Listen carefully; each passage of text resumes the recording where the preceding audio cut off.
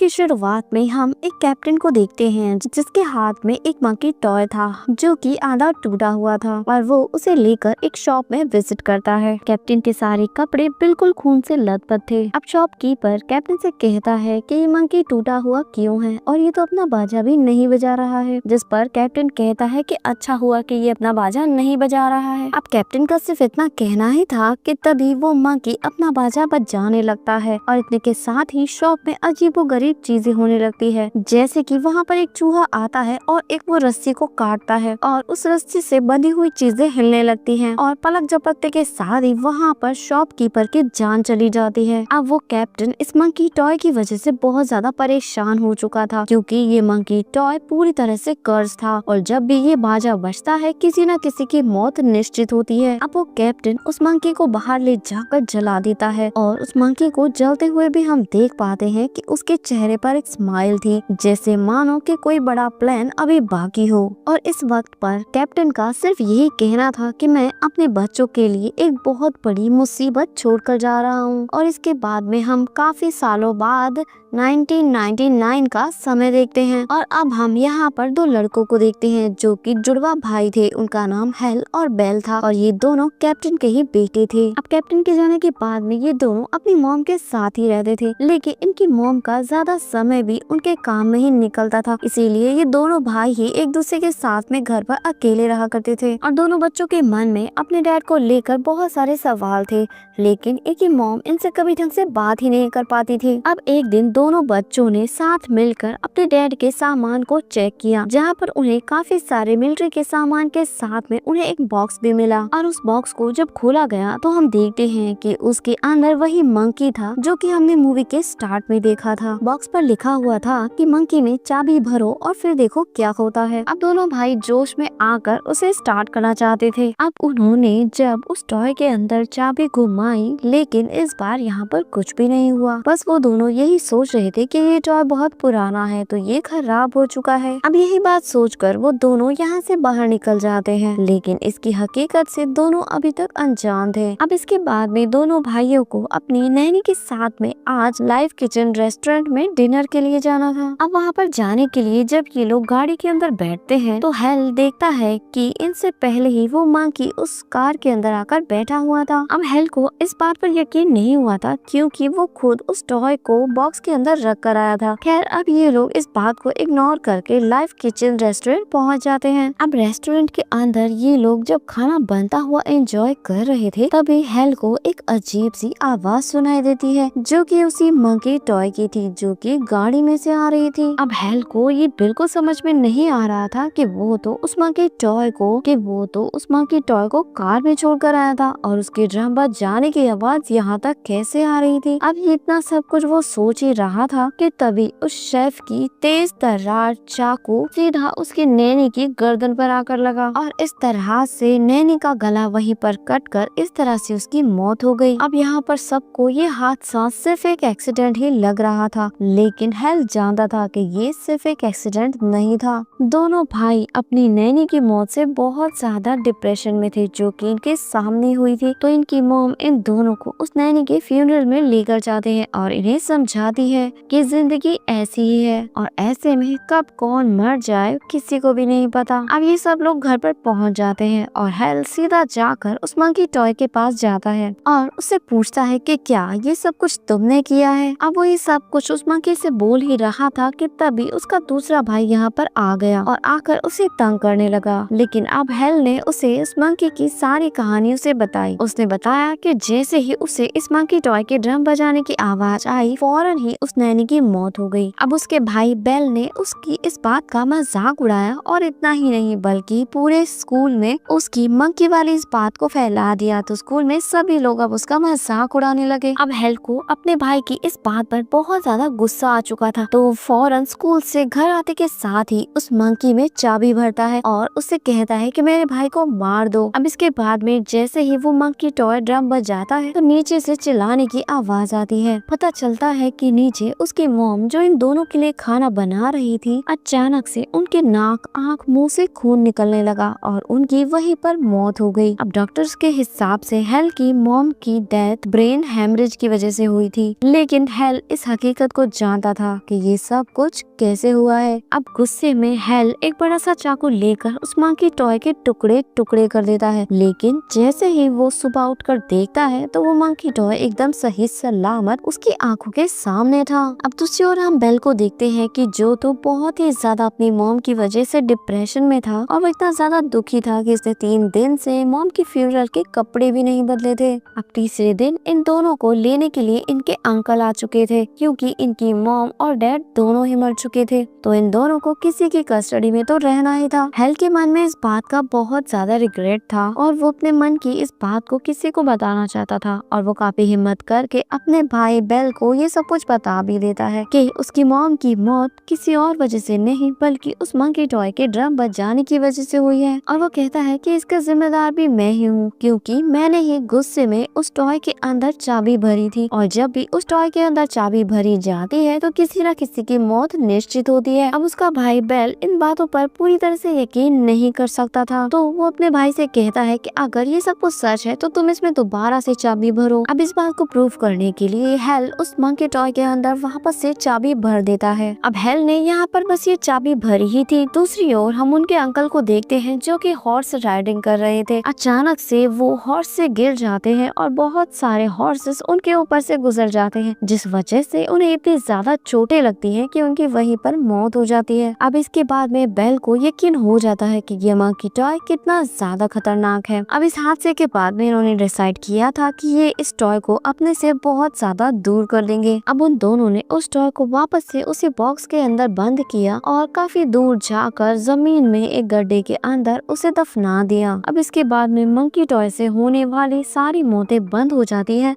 अब इसके बाद में हमें 25 साल बाद का समय दिखाया जाता है दोस्तों। अब 25 साल बाद में हम लोग हेल को देखते हैं जो कि एक स्टोर कीपर की जॉब कर रहा था, और इसने अपने भाई से सारे कॉन्टेक्ट खत्म कर लिए थे, क्योंकि इन दोनों को डर था कि कहीं इनके मिलने से वो मंकी वापस से इनका पीछा ना करने लगे। अब हेल अपने शॉप के मालिक से आज के लिए छुट्टी मांगता है, क्योंकि उसे आज अपने बेटे पीट से मिलने जाना था, जो कि उसकी एक्स वाइफ के साथ में रहता है। और वहाँ पर जाकर उसे एक शॉकिंग बात पता चली कि उसकी वाइफ और उसका हस्बैंड दोनों ही लीगली तौर पर पीट यानी कि उसके बेटे की लीगल कस्टडी लेना चाहते हैं। यानी कि अब हेल के पास अपने बेटे के साथ वक्त बिताने के लिए ज्यादा समय नहीं था, उसके पास लास्ट 2 दिन ही बचे हुए थे। अब हेल अपने बेटे के साथ में ज्यादा से ज्यादा समय बिताने के लिए एक रोड ट्रिप पर निकल जाता है, और रास्ते में ये लोग एक मोटल के अंदर रुक जाते हैं, और यहाँ पर पीट उससे सवाल करता है कि क्या आपका कोई भाई भी है। अब इस टाइम पर हेल को अपने भाई की बहुत याद आई, लेकिन इस टाइम पर उसने साफ मना कर दिया कि नहीं, मेरा कोई भाई नहीं है। अब इसके बाद में सीन कट होकर हम देखते हैं उस लेडी को जिसके पास में हेल और बेल उसके अंकल के मर जाने के बाद में रह रहे थे। अब ये लेडी घर पर अकेली रहती है, और आज इन्हें अचानक से घर पर एक अजीब सी डरावनी आवाज सुनाई देती है। अब उन्हें ऐसा लग रहा था कि जैसे मानो उनके घर में कोई घुस आया है, इसीलिए उसे देखने के लिए ये घर से बाहर एक गन लेकर जाती हैं। वो अजीबोगरीब आवाजें उन्हें बेसमेंट की तरफ से आ रही थी, तो इसीलिए वो बेसमेंट पर जाने लगती हैं। अब वो जैसे ही बेसमेंट के अंदर जाने लगती हैं, तो उसी टाइम पर उनके पाँव के नीचे की सीढ़ियाँ भी टूटने लग गई, और इसी के साथ में कांच का फ्लोर भी टूट गया और उन्हें बहुत ज्यादा चोटें आ गई। बहुत सारे लकड़ी के और शीशे के टुकड़े उनके मुंह में गड़ चुके थे। अब उसे देखने के लिए जब वो शीशे के सामने आई तो उन्हें वहाँ पर गैस के चलने की स्मेल आती है, इसलिए वो फौरन भागकर किचन में गई, और जब वहाँ पर उन्होंने गैस के पास आकर कुछ सूंघने की कोशिश की तो वहाँ पर स्पार्क होने की वजह से वहाँ पर आग लग गई। अब उनका मुंह जलने की वजह से वो चीखते चिल्लाते हुए घर से बाहर आ गई। उन्हें कुछ भी दिखाई नहीं दे रहा था, तो इसीलिए वो सामने बने हुए इस बेल बोर्ड से टकरा गई, और उस बेल बोर्ड से टकराने की वजह से उन्हें की वहीं पर मौत हो जाती है। अब ठीक इसी समय पर हेल को भी मोटल में एक भयानक सपना आ रहा था। सपने के अंदर उन्होंने अपनी मॉम को एक भयानक रूप में देखा, और साथ ही उस मंकी टॉय को भी देखा। अब वो डर की वजह से जाग गया, और जागते के साथ ही उसने अपने फोन पर देखा कि इतने सालों बाद बेल की उसके पास कॉल आई थी। अब हेल ने जैसे ही बेल से बात की तो वो उसे बहुत बुरी खबर देता है कि वो मंकी वापस से दोबारा से कहीं पर आ गया है। अब इन दोनों के लिए दोस्तों ये मुसीबत बहुत बड़ी थी। अब इसी बात के बारे में बात करते हुए इन दोनों के बीच में बहस हो गई कि आखिरकार उस मंकी को ढूंढकर उसे खत्म करेगा कौन। अब हेल उससे बात बात करते हुए रूम से बाहर आ गया था और बाहर आकर वो नोटिस करता है कि पास के ही एक एयर कंडीशन से आवाजें आ रही थी। उस जगह पर एक स्पार्क हुआ और वो एयर कंडीशनर दूर जाकर गिर गया और उसकी बिजली की तारें जाकर स्विमिंग पूल में गिर गई थी, जिसकी वजह से पूरे स्विमिंग पूल में करंट दौड़ गया। और हेल के सामने ही जैसे ही एक लड़की ने स्विमिंग पूल के अंदर जंप किया तो करंट दौड़ने की वजह से वहीं पर उसकी मौत हो गई। अब ये देखकर हेल और भी ज्यादा डर जाता है कि अब तो सिर्फ उस मंकी का नाम लेने से ही लोगों की मौतें हो रही हैं। अब सबसे पहले हेल उसके बेटे पीट को उसके घर पर छोड़ना चाहता था ताकि कम से कम वो तो सुरक्षित रहे, लेकिन उसका बेटा पीट उनके पुराने वाले घर को देखना चाहते थे जहाँ पर ये पहले रहते थे। और आंटी के जाने के बाद में उनके घर की नीलामी हो रही थी और उसी जगह पर वही मंकी टॉय भी था। अब हेल के बहुत मना करने के बावजूद भी वो उसे आंटी के घर पर ले गया, जहाँ जाकर इन्हें पता चला कि आंटी मर चुकी है और यहाँ पर इस मंकी टॉय को एक लड़के ने खरीद लिया था। अब रास्ते में हेल को भी उसका पास्ट याद आ रहा था कि कैसे बचपन में वो उसके डैड के प्यार के लिए तरसता रहा, लेकिन उसकी मॉम ने कभी उन्हें पास आने ही नहीं दिया। अब बस ये सब कुछ वो याद कर ही रहा था कि तभी यहाँ पर आ जाती है एक एजेंट और वो एजेंट उसे एक शॉकिंग न्यूज देती है। वो एजेंट उसे बताती है कि इस टाउन में जिस वक्त जब वो आया था तो उसी वक्त से इस टाउन में अजीब और गरीब हरकतें हो रही हैं। किस तरह से एक के बाद एक लोग अजीब और गरीब तरीके से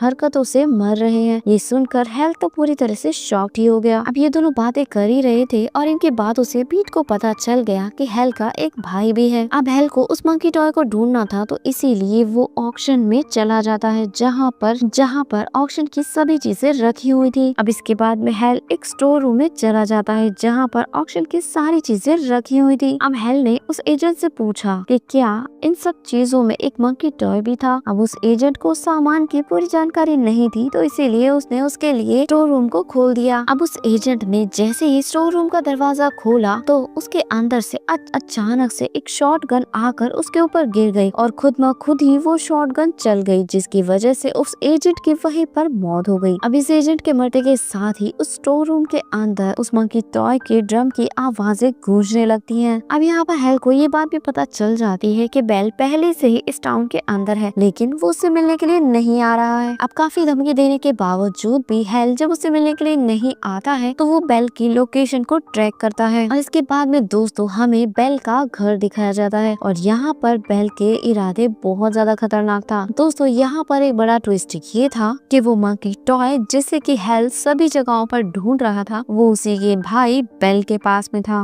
उसने उस मंकी टॉय को इस तरह से संभाल के रखा हुआ था जैसे कि वो उसका बहुत खास दोस्त हो और साथ ही उसने पूरे घर के अंदर ट्रैप्स बिछा दिए थे क्योंकि उसे यकीन था कि उसका भाई हेल उससे मिलने के लिए जरूर आएगा। दरअसल दोस्तों बेल अपने भाई हेल से बदला लेना चाहता था। उसे हमेशा से ही ये लगता था कि उसकी मॉम, उसके डैड और उसके अंकल की मौत सिर्फ हेल की वजह से हुई है और आज वो दुनिया में अकेला है तो सिर्फ और सिर्फ हेल की वजह से, इसीलिए वो हेल को मारना चाहता है। अब सीन शिफ्ट होकर हम पास्ट का समय देखते हैं जहाँ पर हमें पता चलता है कि जब इन दोनों भाइयों ने उस गड्ढे के अंदर उस टॉय को दफना दिया था और हेल जब यहाँ से चला जाता है तब हम देखते हैं कि बेल वहाँ पर वापस गया था उस मंकी टॉय को लेने के लिए, लेकिन उसे वो मंकी टॉय वहाँ पर नहीं मिला। वहाँ पर उसे सिर्फ उसकी चाबी मिली और उसके बाद से ही वो इतने दिनों से उस मंकी टॉय को ढूंढने की कोशिश कर रहा था जिसे उसे वो मंकी टॉय मिला अपनी आंटी के घर से, जिसे कि उसने एक दूसरे लड़के के जरिए खरीदा था। अब दोस्तों वो लड़का जिसने कि बेल को वो मंकी टॉय बेचा था वो उस मंकी टॉय को वापस से लेना चाहता था और अब जब उस लड़के ने देखा कि हेल और उसका बेटा पीट आंटी के घर पर है तो वो उन दोनों को गन पॉइंट पर लेकर बेल के घर पर चला गया। अब गन पॉइंट पर ही उसके बेटे पीट को उसने कहा कि तुम घर के अंदर जाओ और उस मंकी टॉय को मेरे लिए लेकर आओ। अब हेल जानता था कि अगर वो मंकी टॉय इसके हाथ लग गया तो यहाँ पर तबाहियां हो जाएंगी, बहुत बुरी चीज हो जाएगी, इसीलिए वो उसे समझाता भी है कि गलती से भी तुम उस मंकी टॉय की चाबी को घुमा मत देना वरना सब कुछ तबाह बर्बाद हो जाएगा। अब हमें दिखाया जाता है कि पीट सारे ट्रैप से बचते हुए बेल के पास में पहुंच गया था और बेल उसे वो मंकी टॉय दे तो देता है लेकिन पीट को मंकी के पीछे की कहानी के बारे में बिल्कुल नहीं पता था। बेल पीट से कहता है कि वो मंकी के पीछे की चाबी को घुमा दे। अब जैसे ही पीट उस मंकी टॉय की चाबी को घुमाता है कि बाहर हम देखते हैं कि उसके डैड के पास में जो आदमी था उसके हाथ में जो गन थी वो अचानक से चल जाती है, लेकिन शुक्र था कि वो गोली हेल को नहीं लगी थी बल्कि वो तो कार के शीशे से टकरा कर मधुमक्खियों के छत्ते को लग गई थी, लेकिन अब इस वजह से वो सारी मधुमक्खियाँ उस लड़के के पीछे पड़ जाती हैं और उसे काट कर उसे वहीं पर जान से मार देती हैं। अब ये देखकर हेल समझ चुका था कि उन लोगों ने चाबी को घुमा दिया है, इसीलिए जल्दी से वो भी बेल के घर के अंदर आ जाता है। लेकिन अब जब वो अंदर आ रहा था तो गलती से उससे एक ट्रैप एक्टिवेट हो गया और वो वहीं पर फंस गया। अब बेल उसे देखकर उसके पास में आया और दोनों के बीच में एक बहस, एक लड़ाई छिड़ गई और दोनों को पता ही नहीं चला कि इस लड़ाई को करते करते कब दोनों के बीच के शिकवे गिले खत्म हो गए और फाइनली इन दोनों ने एक दूसरे से माफी मांगी, लेकिन अब तक बहुत देर हो चुकी थी। अब इसके बाद में हम देखते हैं कि वहाँ पर बैठा हुआ वो मंकी टॉय जोरों जोरों से उस ड्रम को बजाने लगता है और इसका मतलब साफ था कि अब यहाँ पर तबाही आ चुकी है। अब यहाँ पर छत जोर जोर से हिलने लगती है और छत हिलने की वजह से बेल का अपना ही लगाया हुआ ट्रैप उसके ऊपर आकर गिर जाता है और उसकी वहीं पर मौत हो जाती है। और साथ ही दोस्तों हम देखते हैं कि इस टाउन के अंदर भी आग लगना शुरू हो गई थी, चारों तरफ तबाही मची हुई थी और वो प्लेन्स जो इस शहर के ऊपर से जा रहे थे वो भी क्रैश हो गए थे और पूरा इलाका तबाही से बर्बाद हो रहा था। अब किसी तरह से पीट और हेल भी उस घर से बाहर निकल गए थे और वो अब इस शहर से भी बाहर निकल रहे थे और उन दोनों ने ये फैसला किया था कि वो उस मंकी टॉय को अपने पास ही रखेंगे ताकि उससे आने वाली तबाहियों को कंट्रोल किया जा सके। अब इस टाउन से निकलने से पहले ये लोग एक हॉर्स मैन को देखते हैं जो कि एक डेथ की निशानी था और वो रिप्रेजेंट कर रहा था इस टाउन की तबाही को।